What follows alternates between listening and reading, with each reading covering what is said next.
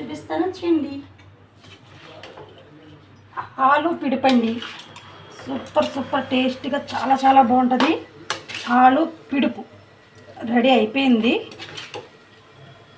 చూడండి, చూస్తేనే కలర్ఫుల్గా ఉంది, తింటే ఇంకా సూపర్ టేస్టీగా ఉంటుంది ఆలు పిడుపు. నెక్స్ట్ చింతపండు బెల్లం వేసి చారు చేశారండి. చారు చాలా చాలా సూపర్ టేస్టీగా ఉంటుంది.